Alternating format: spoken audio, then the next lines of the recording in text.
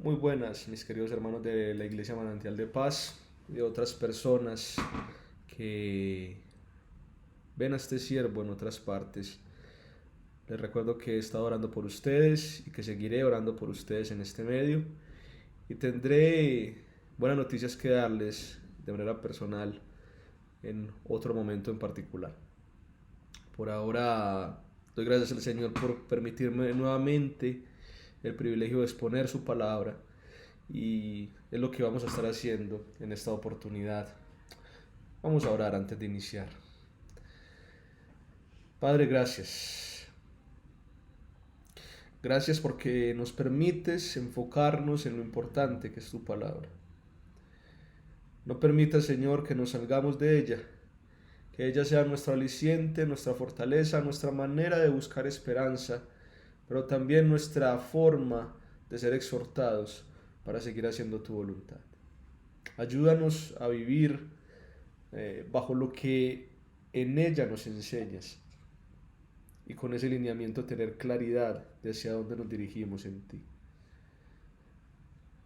De manera especial te sigo pidiendo por los hermanos que han tenido enfermedades, dificultades de salud, problemas económicos, todos causados por los tiempos difíciles y adversos en los que estamos viviendo. Ayúdales, Señor. Preséntateles, Señor, en sus momentos más oscuros y muéstrales que la luz de tu existencia y de tu poder sigue siendo vigente en estos tiempos donde muchos creen y arguyen de que no estás, de que no existes o de que no eres lo suficientemente poderoso como para actuar. Glorifícate, Señor, en medio de tu pueblo. En tu nombre oramos. Amén y amén. ¿Cómo olvidar aquel día? Hacía mucho que el poder de Dios no se manifestaba de una forma tan espectacular. Sennacherib no se lo podía creer. Todo el pueblo estaba atónito. Parecían haber experimentado un sueño majestuoso, solo que no era un sueño, era la pura realidad. ¿Cómo olvidar aquel día? Aquel día la situación era extrema. Pocos días atrás, Sennacherib, el rey de Asiria, por aquel momento, luego de haber aniquilado casi completamente a toda la identidad que sobraba del reino de Israel, había puesto sus ojos en el reino de Judá. Ya para ese momento, Sennacherib había conquistado sin mucha dificultad la capital de Israel, Samaria, y todos los pueblos aledaños que antaño pertenecían a la familia de los hititas. Sennacherib era la sensación del momento. No había nadie que lo haya superado ni en estrategia ni en poderío militar. Y es ese Sennacherib el que había puesto sus ojos en Judá. Al hacerlo, la invasión no se demoró. En un abrir y cerrar de ojos, el pueblo cuya capital era Jerusalén comprendió que todas las ciudades de defensa que habían sido fortificadas para impedir el paso de la invasión habían sido sitiadas. En cuestión de días, todo Judá se encontraba rodeado por una inmutable e innumerable cantidad de soldados enemigos que, como leones hambrientos, esperaban la mínima oportunidad para destruirlo todo. A simple vista, no había escapatoria. Judá estaba a punto de convertirse en el mismo terreno baldío en el que se convirtió su reino hermano Israel pocos años atrás. Pero Sennacherib no sabía algo. El rey que estaba dirigiendo al pueblo de Judá era muy diferente a los reyes mezquinos y corruptos que antes habían gobernado la región. Puede que Sennacherib, antes de iniciar su invasión, no haya escuchado de él con total solicitud. Quizá vio cómo antes la ciudad se estaba viniendo abajo en tiempos de pobreza económica generadas por Acaz, el rey anterior. Pero el rey de ahora, que dirigía al pueblo, era alguien diferente. Su nombre mismo implicaba la única fortaleza que no podía ser sitiada por Sennacherib. Su nombre era Ezequías, que significa el Señor es la fuerza. En medio de la desesperada situación, llega aquel día. Ezequías, el rey diferente, sale al encuentro de su pueblo, toma el control de su voz y en el silencio preocupante que cavila en las mentes de las personas sitiadas, dice con una voz fuerte: sean valientes, no se acobarden por el rey de Asiria ni por toda la multitud que lo acompaña, porque el que está con nosotros es más poderoso que el que está con él. Con él solo está un brazo de carne, pero con nosotros está el Señor nuestro Dios para ayudarnos y pelear nuestras batallas. Después del discurso, el pueblo se tranquilizó, pero aquel día la cosa no iba a terminar así. Como si de una novela de esas tramadoras se tratara.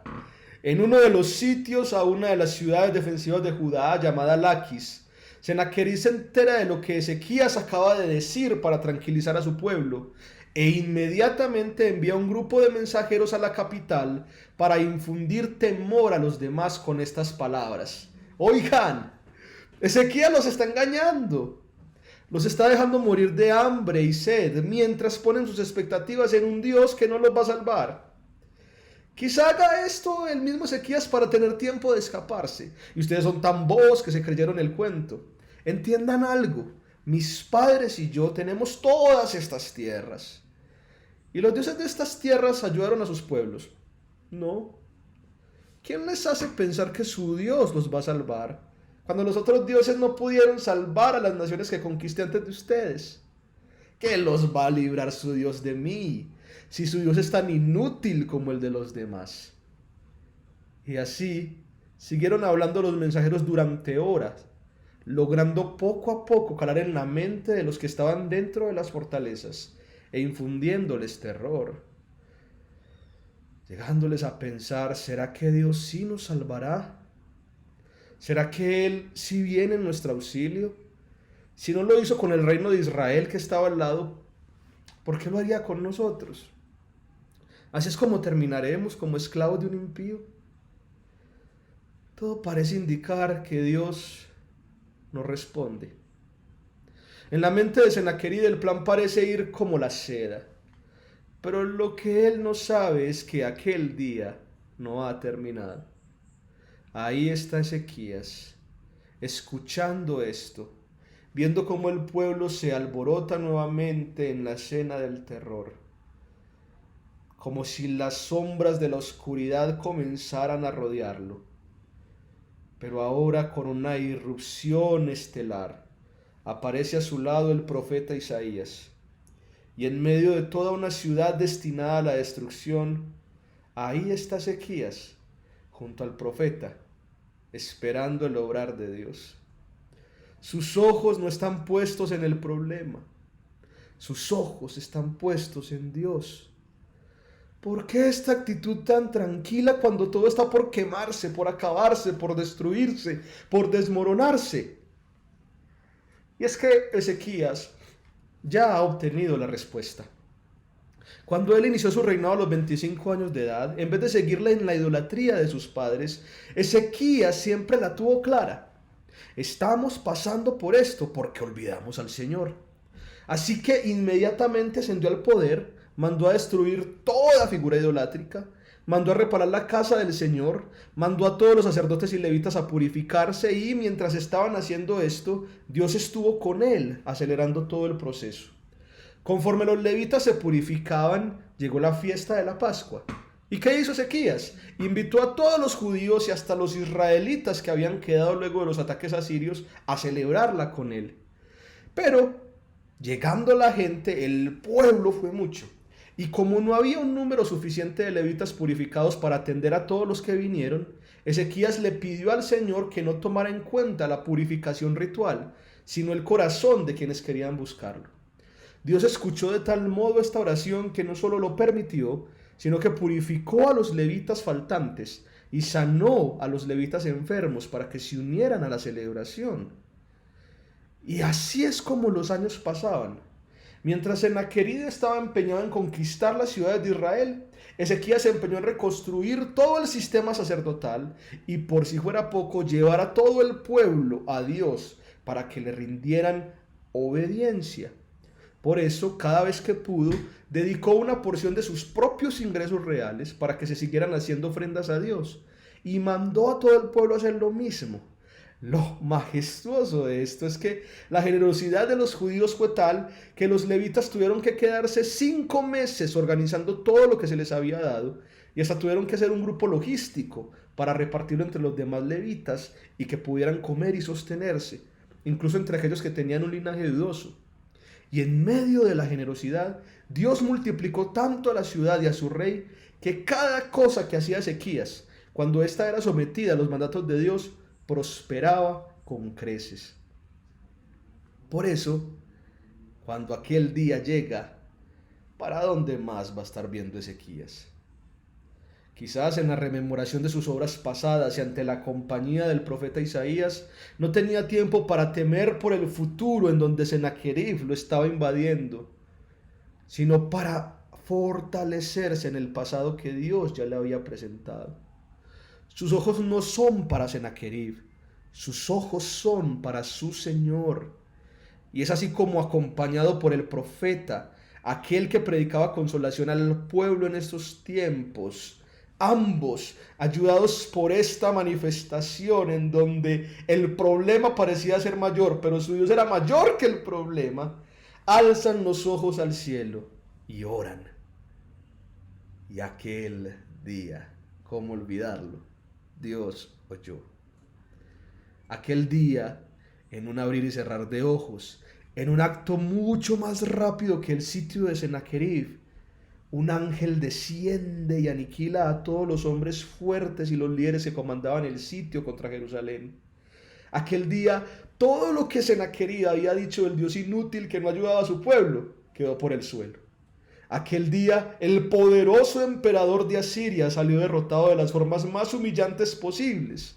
Y después, el historiador nos cuenta que cuando regresó a su tierra y le fue a pedir explicaciones a su propio Dios en el templo que le habían construido, entraron algunos de los hijos que él tenía y lo mataron allí mismo. Aquel día vieron a Dios actuar con poder en medio de la oscuridad. Aquel día, Ezequías e Isaías, mientras tenían sus ojos puestos en el cielo, vieron la respuesta a tiempo del Dios que escucha a quien le busca y le sirve. ¿Cómo olvidar aquel día? Aquel día en donde, estando todo en contra, Dios cambia la realidad para dar nuevas salidas, salidas inesperadas, salidas agraciadas, salidas divinas. ¿Cómo olvidar aquel día en el que el clamor por la acción de servir al Señor con integridad en el pasado no queda sin una respuesta sabia de aquel a quien servimos? No queda sin una respuesta evidente que avergüenza al que duda de su poder o de su existencia. No queda sin una respuesta salvadora que disfruta toda una comunidad. La historia de Ezequías no ha terminado y lamentablemente no termina tan bien como quisiéramos, pero eso será tema de otra predicación.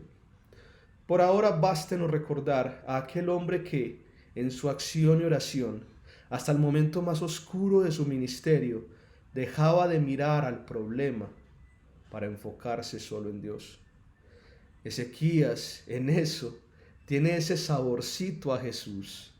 Aún en su tiempo de mayor angustia, su preocupación no estaba en el problema, estaba en el cielo, en donde habita aquel que con poder, aún bajo la humillación que produce una crucifixión, glorifica a su siervo resucitándolo. ¿Cómo olvidar aquel día? Diría Jesús. Y mi hermano, ¿cómo olvidar aquel día? ¿Lo recuerdas? Aquel día que seguramente has tenido, y si haces memoria lo preservarás con ansias. Aquel momento en donde tu día más oscuro, cuando te olvidaste del problema y te enfocaste en Dios, recibiste una salida inesperada que te salvó y a Él le glorificó. ¿Cómo olvidar aquel día en donde no tenías otra opción que pedirle al que soluciona y le viste actuar con poder? ¿Cómo olvidar aquel día en el que en medio de tu angustia te recordó que tu esperanza final no es morir en una tumba, sino estar con Él para siempre, gracias al sacrificio de su Hijo. No lo olvides, recuerda y sirve mientras vives bajo la vera del nombre de Ezequías, en donde solo el Señor ha sido, es y será tu fuerza cuando las cosas parecen desmoronarse, como en aquel día. Oremos.